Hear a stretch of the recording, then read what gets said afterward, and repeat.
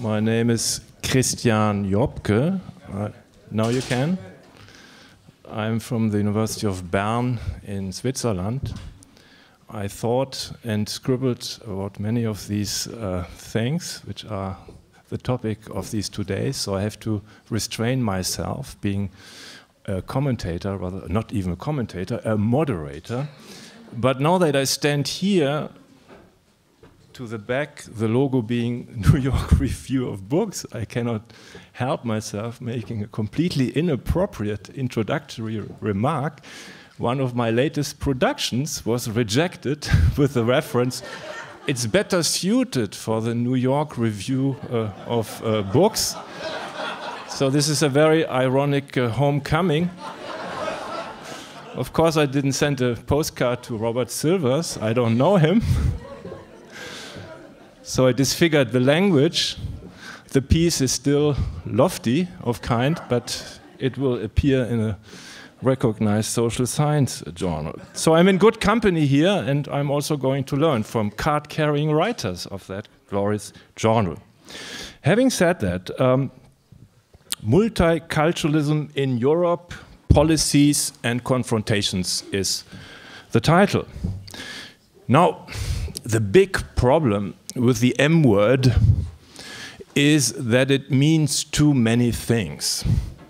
And the many things it may mean were already flagged in our opening session. To begin with, it is a reality. The demographer spoke to that very competently. It is a policy or policies. That's our topic. And it is, of course, also a normative theory of how to deal with these first two things. Here, policy is our focus, but even here, narrowing it down, as it were, the same problem emerges. At a minimum, you have two opposite poles or types of policy. On the one side, you have a kind of de facto legal multiculturalism that is not the invention of politicians, liberal-minded hearts, but it is required by the strictures of constitutional law. So you better speak about law-made rather than policy-made multiculturalism here. And in the same genre, I would put kind of pragmatic law and order considerations, particularly at local level, that make politicians embrace, or rather enlightened administrators embrace multicultural policy. And on the other end, on the other pole, of course, you have, call it a more narrowly political commitment that does not blush to use the M word, to support the equality claims, the identity claims of ethnic minorities. And here I opened yet another Pandora's box, whether multiculturalism is about equality or identity or both. I leave this topic to minds much greater than mine tomorrow. With the help of Ronald Dworkin and Jeremy Waldron, you will presumably hear much more about that. I will limit my introductory remarks to the rather incontrovertible statement that as a political commitment, that is multiculturalism writ large, it is in retreat in Europe.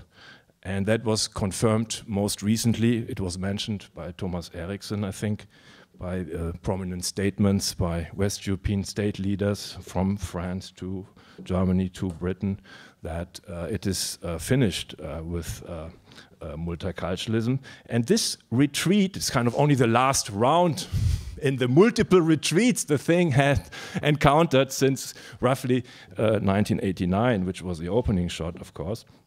This retreat of multiculturalism raises two issues.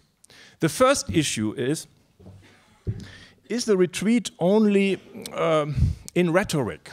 Is it only political rhetoric? Language is cheap. Or is it a more material retreat in policy itself. And there is already a small scholarly, call it a cottage industry, which interestingly leans to the first answer to this question, namely that it's all rhetoric.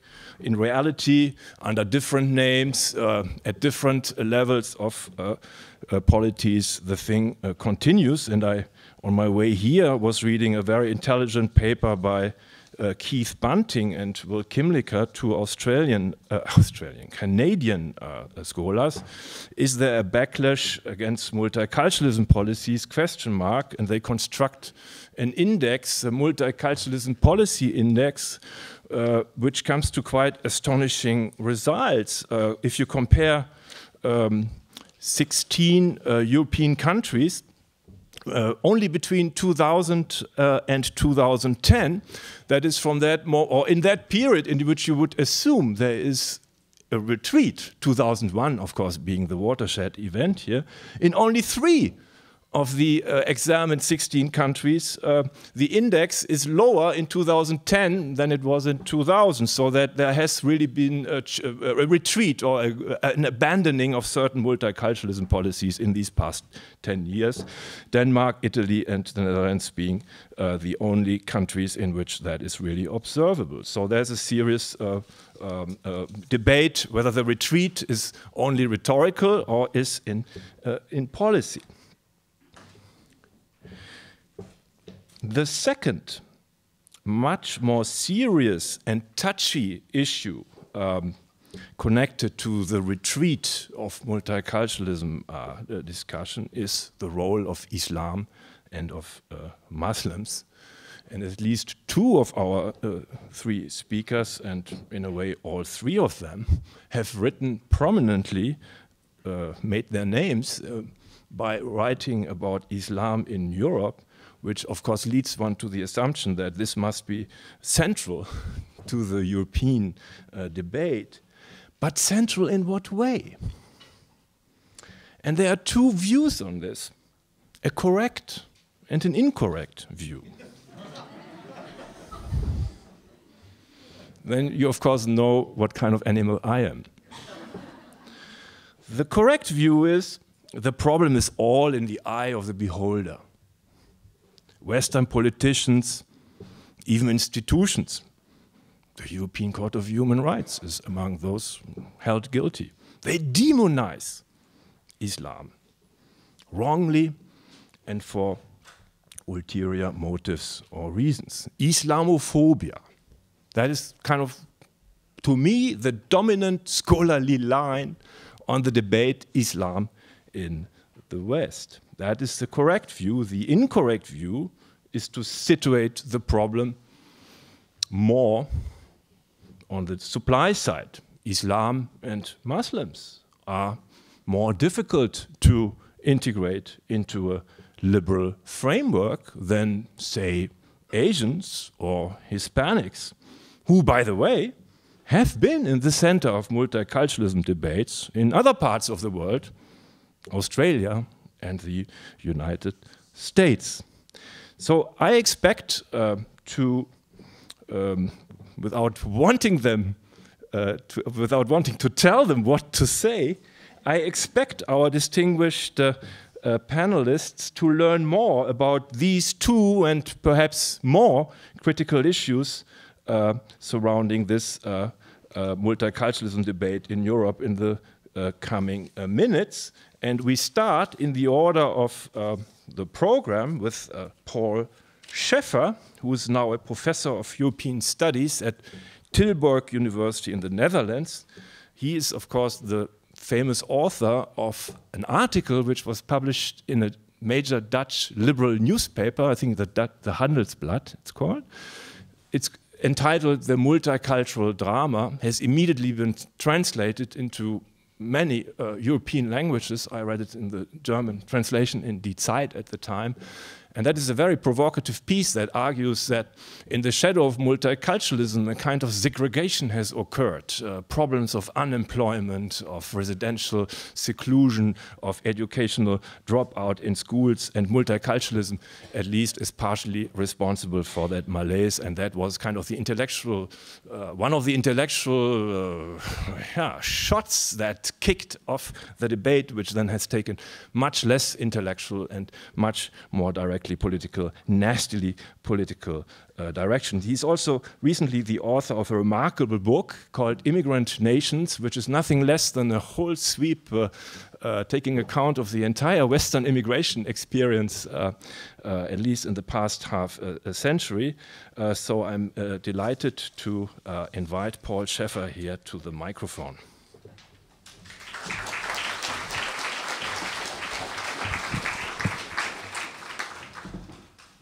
Thank you for your kind introduction. I must apologize, I'm a little bit feverish, but then some might argue that I've been feverish for the last 12 years after writing this essay about the multicultural drama. I've learned a lot since these days, I must say. And what I will try to do now is to present you some elements of a narrative, a possible narrative about post-war immigration in Europe, with some emphasis on the Dutch experience. But what I think is necessary is to talk about it from a vantage point of a shared European experience, at least while visiting and traveling through Europe and visiting cities like Malmö, Birmingham, Rotterdam, Marseille, and other places where now half of the population are migrant families. One sees a common experience that reaches beyond the divides of models, multiculturalism versus republicanism. So that is where I start. And then I thought it would be immensely important to learn from history. I think we live too much in the present time and have forgotten earlier experiences of immigration. I won't go back to the 17th century when half of Amsterdam was already of immigrant origin. But I will take you, I can't resist the temptation, to Britain for one moment in 1959. I discovered this, but probably some of the people in the audience from Britain know this quotation, but there was a famous BBC series, Going to Britain, in 1959, informing people, especially from the Caribbean, what they had to prepare for, and it was not an innocent text, because it reads more like a warning. It goes as follows. Are you prepared for this kind of cold climate? With its icy winds, its sleet and snow, and it goes on far from invitingly, whenever you are inclined to get angry, when a person is staring at you, remember that English people are ignorant of your ways and habits. From the time you start to live in England, it is as if a sea of white faces is always around you. I can tell you these warning words had little effect, but it's good to remember them. And I can't resist another temptation now that I'm quoting, and it gives you a sense also of the unintended consequences that are attached to the history of migration. A young French parliamentarian, I quote him during a debate in 1958, and he said the following: what should be said of the Algerians is not that they have need of France, but that France has need of them. I contend that there is nothing in the religion of Islam that from a moral point of view prevents a believing or practicing Muslim from becoming a full French citizen. I conclude, offer the Muslims of Algeria entry and integration into a dynamic France. This young parliamentarian was called JeanMarie Le Pen. And of course, because he was defending the colonial attachments of France, he had a very different view of immigration than he developed after the independence of Algeria. So it is immensely interesting to look at history, and I broaden the argument, and that would be my first proposition to you, that there's much more similarity if you look into the history of migration between the American and the European experience. Often a stark contrast is painted between the two, and the Atlantic divide seems to be, on the one side, a nation of immigrants that has largely forgotten the turmoil of its own migration history, has a very benign and often uninformed view of that history. And on the other hand, European nations still clinging to old traditions of national identity and not able to live up to their own self-declared ideals of equal treatment or freedom of religion. I think it is worthwhile to breach that divide.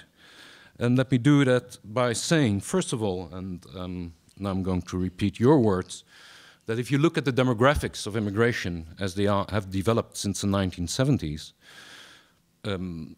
if you look at the first generation in the United States, it's about 13% of the population. In Western Europe, on the average, between 11 and 12%. So roughly comparable. If you look at the Dutch situation more specifically, you would find in the city of Amsterdam or Rotterdam now half of its population being migrant families. 2/3 of school-going children in Amsterdam have a migrant background, and the prognosis will be that in 20 to 30 years, almost 30% of the Dutch population in its entirety will be first or second generation migrant. So it's a huge existential change in these countries, and the Netherlands is definitely not alone. Secondly, the level of segregation in the United States and Europe is roughly comparable. If you look at the segregation index, and I won't bother you with all the statistical detail, but if you look at the segregation index of Pakistani migrants in Bradford or Birmingham, or Moroccan migrants in Amsterdam, or Turkish migrants in Berlin, it's roughly comparable to the segregation index of Pakistani migrants in the United States, but also of Mexican migrants or Korean migrants. So what often is confused in a discussion is that the level of segregation is attached to the image of the ghettos, which is of course the African American community, a very different experience, not to be conflated with migration, but with a history of slavery and forced segregation. So the levels of segregation on both sides of the Atlantic, if you look at migrant communities, are roughly comparable. Third element, if you look at public opinion, there's been a lot of research done which shows that as well as in the United States as in Western Europe, there is a consistent majority already for a long time in the post-war period that is in favor of curbing the level of immigration. There has never been a solid majority in favor of increasing the level, yet it has happened on both sides of the Atlantic. But if you look at opinion polls in the longer period after the war, you would find really roughly comparable developments on both sides of the Atlantic, not only with regard to legal migration, but also with regard to illegal migration. So that would be my first proposition, to say there's much more similarity between America and Europe. My second proposition would be, in the light of what I've said, it can't be a surprise that if you look at the patterns of integration in Western Europe after the war and in America throughout a longer migration history, I find similarities as well. When I would summarize them, I would say I see a cycle of integration, and I will qualify it immediately because it's not to be taken as a sort of recipe nor as a one-dimensional story, but still, I think when you look across several phases of mass migration in America and in Western Europe today, you would find typically a pattern of avoidance, conflict, and accommodation. Perhaps it reminds some of Hirschman's exit voice loyalty. In a sense, there are three different ways of responding to deep social change and a challenging environment: withdrawal, protest, or acceptance. And of course, it's not a static idea, it's not a one-dimensional story, but I think that I can explain, given some reading of American immigration history, present-day or post-war patterns of European migration and the way it evolves. I qualify it immediately. It's not a simple pattern. The reality is, of course, much more muddled, and there is much more uncertainty, because if you look at the history of migration, you would find typically that domestic patterns are deeply influenced, time and again, by international conflict. I will come to that later, but it's obvious that 9/11, for example, has changed the perception of Muslim communities throughout Western Europe. But let's return for a moment to this, let's use an old-fashioned word, dialectic of avoidance, conflict, and accommodation. Avoidance, I think, can be seen easily as basically this summarizing a human experience that you don't embrace what is deemed to be foreign. On both sides, migrants often keep their distance from the receiving society, congregating in certain areas partly as a choice, segregation as a physical expression of a deep human emotion of finding in a foreign territory a community of sentiment, a community of support, a community of religious affiliation. So segregation partly as a choice, but it's also imposed in a sense by what is being described as white flight. And I take white flight not immediately in terms of xenophobia, but as a human reaction, because I think we have used far too much normative categories like xenophobia, racism, to describe what is in practice a very subtle interplay of the established and newcomers. So, when we look at avoidance, segregation, the different meanings it has, I think it is interesting to observe that now, for example, in Amsterdam, that Surinamese migrants of some 40, 50 years ago are now fleeing the areas where Polish migrants are settling. So black flight for white migrants. And I think it's not a question of the color bar, although I know that especially in Britain people are deeply attached to discussing all this in terms of racial identity and affiliation and multiracial Britain. I would rather avoid those words because somehow the meaning of race, I think, is slippery, not only slippery, but when you study these patterns, you learn far more by looking at the dialectic of the established and newcomers, natives and newcomers. And the natives could be the newcomers of yesterday or before yesterday. So you would find a rather different cycle. So that is part of the story that I haven't found one example of mass migration on both sides of the Atlantic without forms of segregation. Segregation can be helpful, it can be an obstacle, but I think sooner or later, and the later is often attached to the emergence of the second generation, far more visible than the first generation, being in the schools, being in the public place, and with the arrival of the second generation, also that the myth of return breaks down. I've spoken to so many migrants telling me, with the arrival of their children, that suddenly it dawned upon them that the whole idea of returning would become more and more a distant horizon. And also on the side of the native populations, that with the emergence of a second generation, for example now throughout Western Europe, a second generation of Algerians, Turkish children born in Turkish families, etc., that suddenly it dawns that something irrevocably has happened. And that is the moment that avoidance gradually breaks down and spills over into conflict.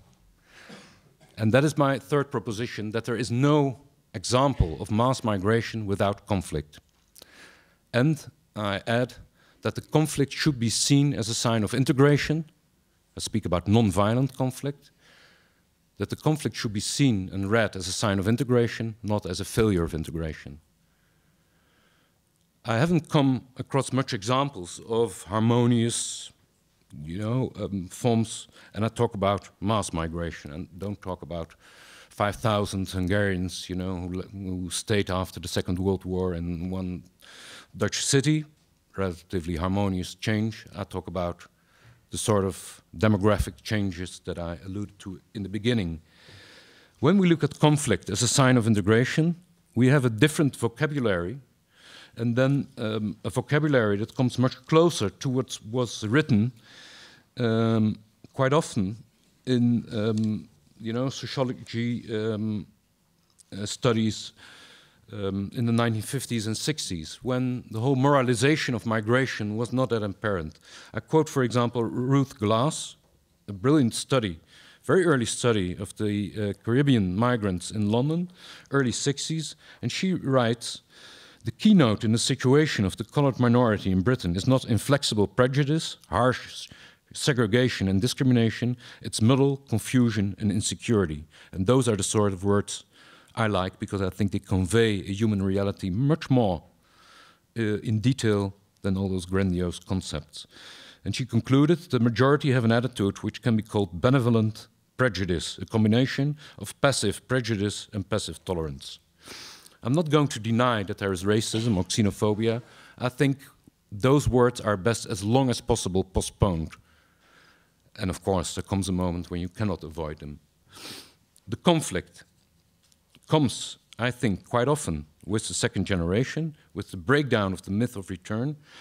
And let me briefly summarize some of these aspects of the conflict, which you can observe throughout the American migration history and now in post-war Europe as well.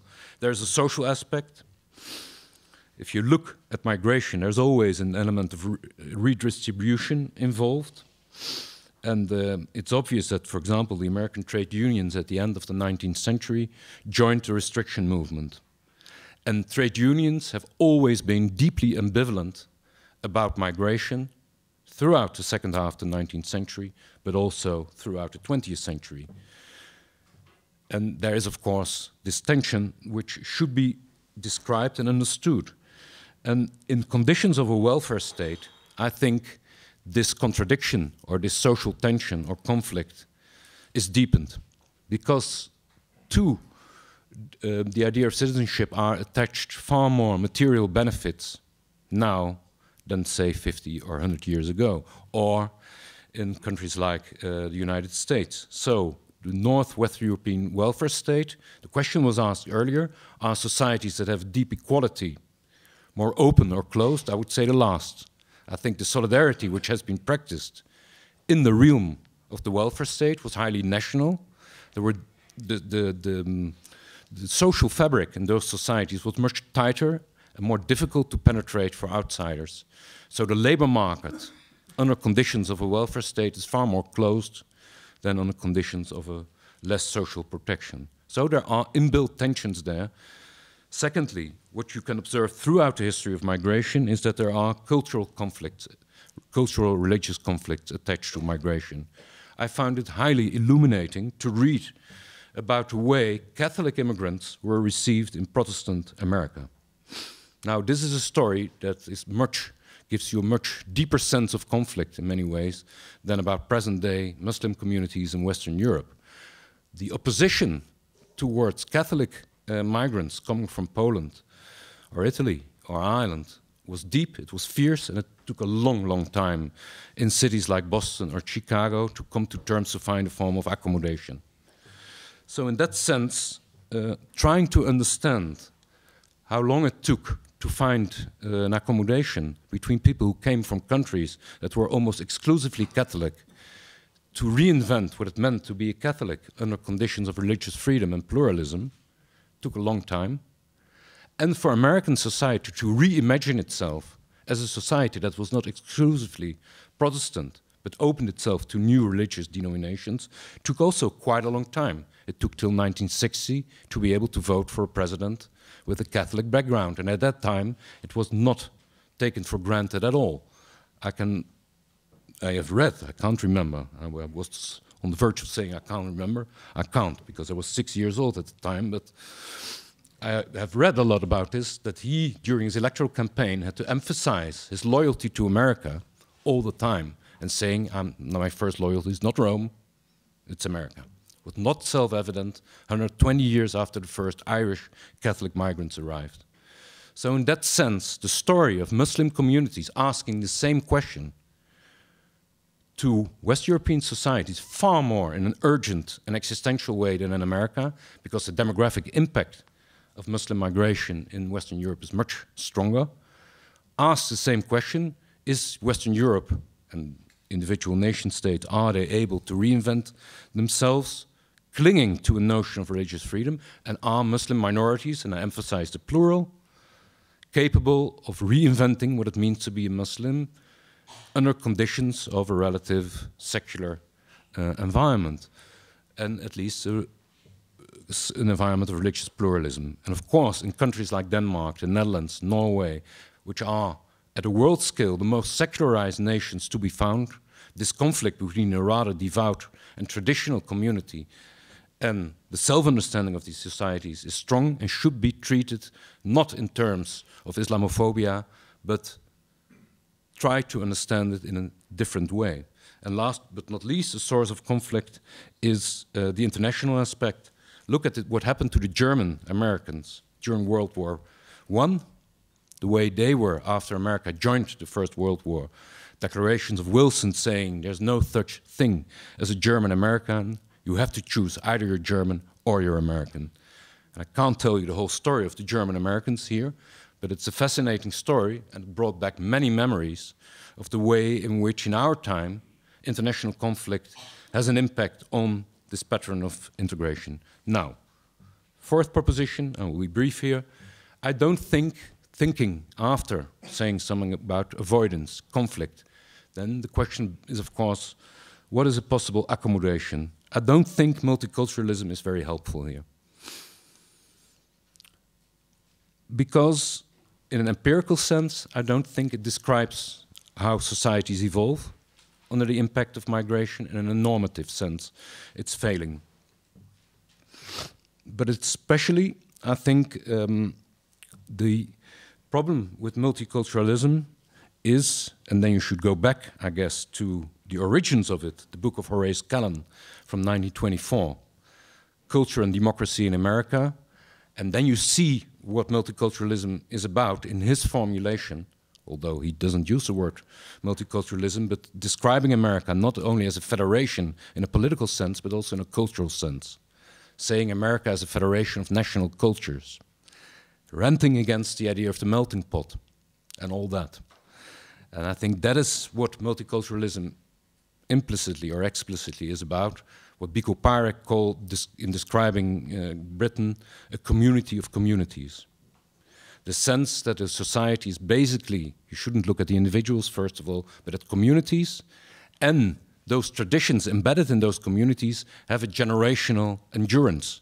It's not something of the first generation only, but it spills over into the second and the third and the fourth. I think empirically it's wrong, because everything you can learn from migration history is that it's about change, it's about generational change, and the implicit conservatism of multiculturalism, by emphasizing generational continuity, it simply is belied by all the facts. If you look at the loss of language from one generation to the other, if you look at the number of mixed marriages increasing, if you look at family size, for example, if multiculturalism were true, then the size of second-generation families from the Turkish or Moroccan or Pakistani community would still be 5 to 6 children. The opposite is true. The average is almost 2 or very close to the autochthonous average. So empirically, I think there's a lot to be said. And what is not understood by multiculturalism is that this change is perceived by many on both sides as a loss. I think the formula, immigration is an enrichment for everybody, doesn't give you an idea of the experience where it begins often with a sense of losing a world that was known. And a loss that is not deemed to be something that is enrichment at first sight, but definitely when a mother in the Moroccan community says to me, I'm afraid I'm losing my children to your society, then it's all there. And also from the point of view of native populations, immigration often triggers a sense of losing a world that was known. And this sense of loss is not understood in multiculturalism because it reaches over this experience and says it's an enrichment for all. No, there's a sense of loss in every migration story that should be told. And there's a normative problem in multiculturalism.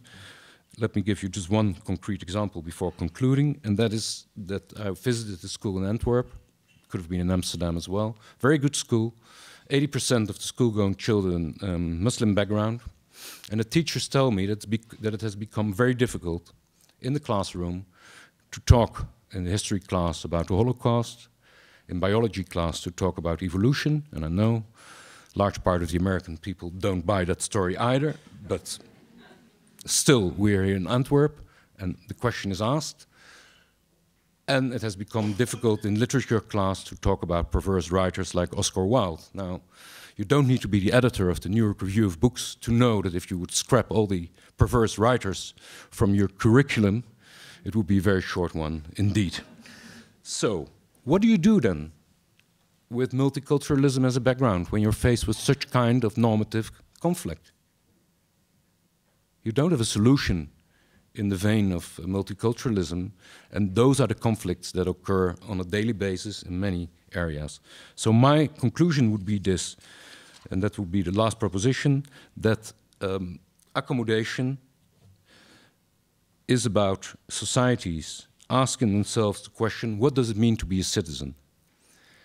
And the question of citizenship and, let's say, the shift in Western Europe, but also in Australia and partly also in America, from multiculturalism to citizenship, a shared idea of citizenship is embedded in that. But that is a question that can only be asked to society as a whole. And that is for me the real enrichment of migration, that it forces a society to reflect upon the meaning of citizenship. So in the Netherlands, we were very proud in saying to migrants, you should read our constitution. It's a very important document. And then, of course, sooner or later, in this case sooner, the question came back, have you read it yourself? No, of course not. So, I think that is the great learning lesson. Then you can also discuss whether it's necessary to read the Constitution or not. But that reciprocity that is enshrined in asking a question and being open to an answer and a question coming back, and the reflection upon what it means to think about citizenship is, for me, the core enrichment of migration. You can observe it throughout the history of migration. I think there's a material aspect here. We have to rethink the economics of migration, the nexus of migration and the welfare state, not in financial terms, but in terms of citizenship. What are the rights, but also the responsibilities and the obligations that are attached to a notion of the welfare state? And we have to reinvent the symbolic meaning of societies that have become immigrant nations. And then it's about things like, you know, that we have a rotten compromise in our societies. For example, when it comes to Islam, we build mosques on the margins of the public sphere, and the mosques that are construed are mosques that are deeply nostalgic. I would love to see us find another compromise, build mosques in central areas in our cities, but then mosques that convey a sense of the architectural environment, that they could be seen by everybody as part of the lived experience of sharing that neighborhood. And so there are a lot of questions to be asked about the imagined community. And I think that is the story of migration, and then I really conclude. That is the story of migration, that it's about reinventing the we, not denying the we, but seeing the we as a work in progress, seeing the nation as an imagined community that is always unfinished, but it is, I think, very important, next to all the socio-economic questions and reimagining in Europe, reinventing the economics of migration, to really think about the we that is implied when we say we the people, and the we that is inclusive and not exclusive. Thank you very much.